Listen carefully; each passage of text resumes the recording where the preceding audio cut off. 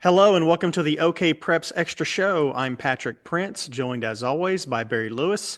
Hope everybody's staying warm and safe. Barry, let's start with basketball. So, after falling out of the number one spot, you have Owasso boys back at number one.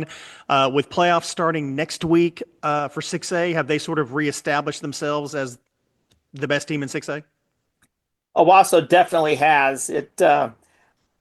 As Coach Brian Montanati said, the loss to Union 2 weeks ago was good for the team. It reawakened them, got them refocused on what they needed to do. And since then, they've just been on a tear.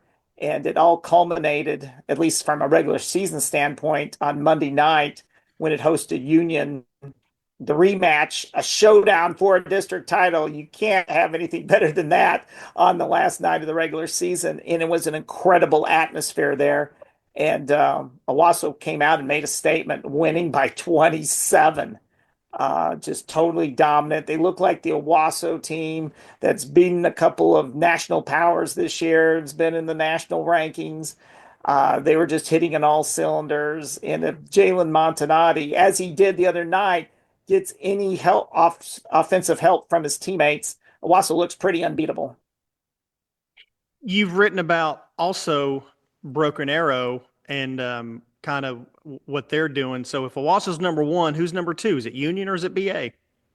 It's BA. Although it was an interesting situation the other night because I went into the game thinking if Union pulled off another upset, that was going to be really tough to pick who's number one, Union or BA.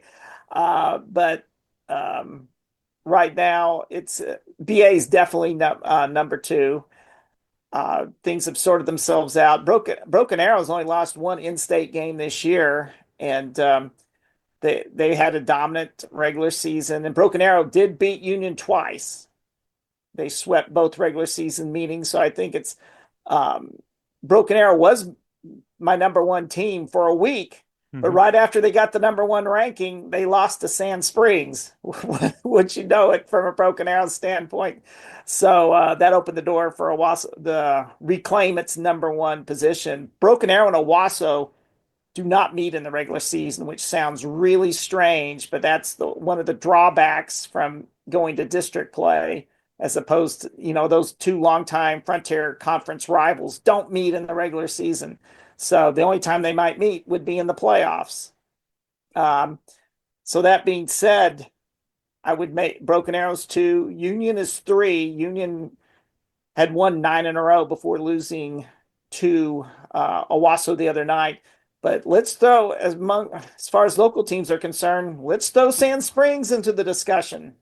Sand Springs is playing really well. It's hosting its first regional since 2020. They went over to Broken Arrow and beat Broken Arrow by 18 points. What a statement Sand Springs made with that win.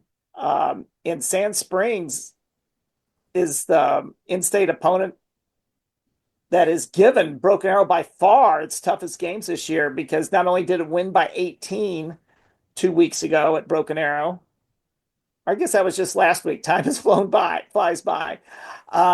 Sand Springs only lost by 4 to Broken Arrow earlier this season, which is by far Broken Arrow's toughest game besides the game last week against an in-state team. So Sand Springs is one of those under the radar teams, but they've got a dynamic player, Deke Hmm. Thompson, who averages well over 20 points a game. And so look out for them. And it's really cool now. All the games count, Barry, which I know that's been a big thing for you. You and I have talked about that before. Yes, it doesn't go to coaches' rankings. I mean, it's so nice, at least in the 6A and 5A rankings, or 6A and 5A playoff situation, where you don't have to worry about coaches' rankings. And if some coaches have hidden agendas when they fill out their ballots, and it's all decided on the court. And that is just so awesome, because that Owasso Union game the other night, such an incredible atmosphere because so much was on the line. A district title was on the line.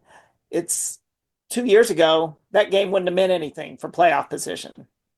Now it meant a lot. So love that. I think most coaches really do, having things decided on the court. And it also lent itself to a very interesting situation in the girls' game.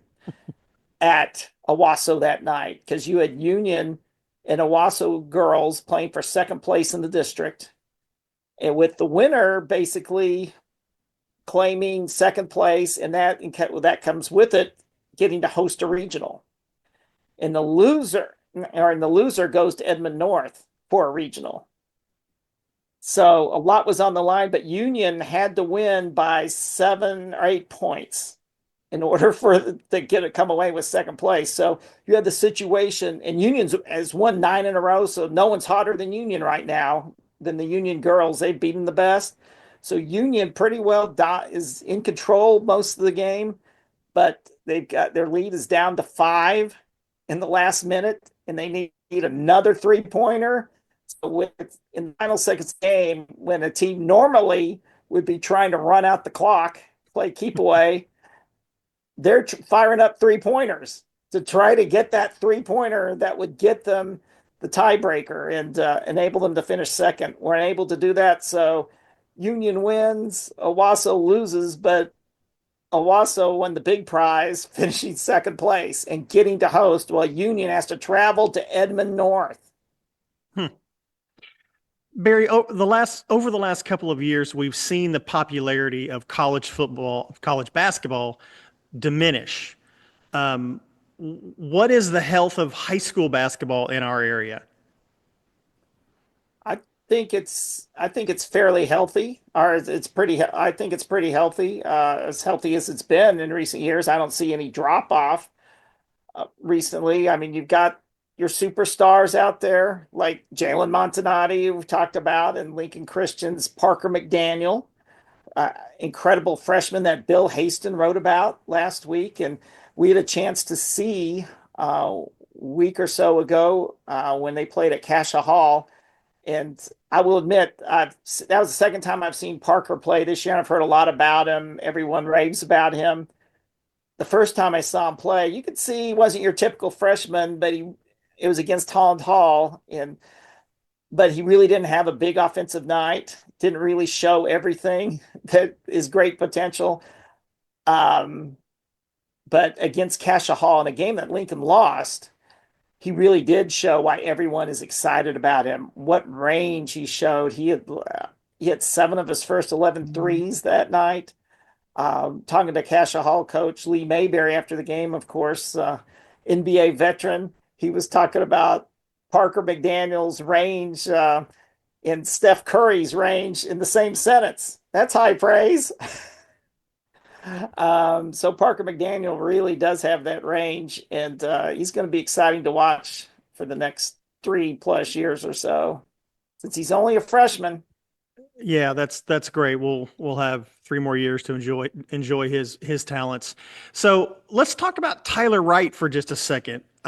From Bixby, he scored 45 points in a half plus overtime against Muskogee. What can you tell us about young Tyler? Tyler's having a breakout basketball season. He was the only returning varsity player for Bixby basketball this year, and so he's taking full advantage of it. I think last year he was scoring 5 or 6 points a game. This year he's scoring over 21 a game, and he really had that huge game against Muskogee the other night. Bixby's a team that's playing better. I mean, again, almost a brand new team, and they've won 10 games so in 6A. And so that I'm not saying they're going to make a deep playoff run or anything, but still, considering all the players they lost from last year, it's been I think they've performed above expectations. But getting back to Tyler Wright, not only is he having a breakout basketball season, but he's also an outstanding football player for the perennial football powerhouse Bixby. Starting safety and also a really good receiver for them. Very much an impact player in football. Obviously, their leading scorer in basketball is Coach Lance Kite, views him as one of the top dual sport athletes, at least as far as football, basketball is concerned. And I would say he's right. I mean, you don't really see a lot of, at the 6A level, a lot of players excelling or getting to play for that matter, but to excel in both football and basketball, that's really a rarity these days. It used to not be a rarity Yep. I remember when Sam Bradford was playing both sports, football and Mhm. basketball. But that was about 20 years ago. You don't really see that a lot these days. Some schools wouldn't even allow it because there's so much a football focus at some schools where you've just got to focus on one sport. But so it's really nice to see someone like Tyler Wright getting to play in both sports and doing so well. It's a throwback. I mean, you see that more at the smaller levels, smaller classifications at some schools. You've got to because they don't have enough players. Otherwise, you've got to have players playing multiple sports. But at the big schools, you don't see that a lot. So it's really refreshing to see Tyler Wright's sort of a throwback in that regard. You mentioned Lee Mayberry earlier. Bill Haston's going to write on Lee Mayberry, I think, for the Thursday Tulsa World. Is that right? We're Yes. recording this on Wednesday. He's done a really good job at Cascia Hall, Barry. Tell us about that. Cascia Hall has got a great athletic tradition, a really strong basketball tradition. It last won a state title in 2009 and has usually been a perennial, for a long time, had been a perennial contender to get to the state tournament, but things have sort of leveled off the last few years before Lee arrived 3 years ago. And he has really brought that program back to being a state tournament and state title contender. Cascia Hall's, I think, got a really good shot at winning the gold ball. They're definitely one of the top four teams in the state. Fun team to watch, exciting team, fast paced team. Dallas Lowe and Memphis Duffy are a dynamic sophomore guard combo. And I think they've got a lot of potential at Cascia Hall. So great job by Lee Mayberry. Now, okay, he did some AAU coaching back in the day with his daughters, correct? Yes, Is this his first high school job at a it's his school? first high school job. And so that's what makes it a really neat story. Is I mean, what did when he took this job? Obviously, he's a huge name in this area. What did you think when he took the job initially? Like, is this what you thought would happen? Well, you never know in a situation because blending into back into the high school environment or blending into a high school environment, it's different than the AAU. So not every successful AAU coach is going to be a success at the high school level. But I thought if anyone could do it, Lee could. I seem, and it was really interesting to see that he wanted to do it. And so far, he's done a great job at Cascia Hall. So we have unveiled our Miss Inside. I always bungle this name. Our Mr. and Mrs. Inside Outside contest. Thank you. That's really hard to say. Great job, Barry, by you and Ben Johnson picking these awesome candidates. How's the contest going so far? Going great. Encourage everyone to get in their votes. Deadline is 3 p.m. on March 6th, so that's about 2 weeks away as we tape. And it'll be interesting. It's always interesting to see the readers' picks, whether it's our preseason football contest, our player of the week in football, or our Mr. and Ms. Inside and Outside contest. Got a couple of players trying to make history. Mia Adams would be the first to defend her title in the Ms. Inside contest. She's the defending champion from last year from Holland Hall. And then you've got Mackenzie Mathurin from Broken Arrow, who was the 2023 Ms. Outside winners. See if she can become the first two-time Ms. Outside winner. All right. That'll do it for this week. Thanks for watching. Barry and I'll be back next week. Stay safe, everybody.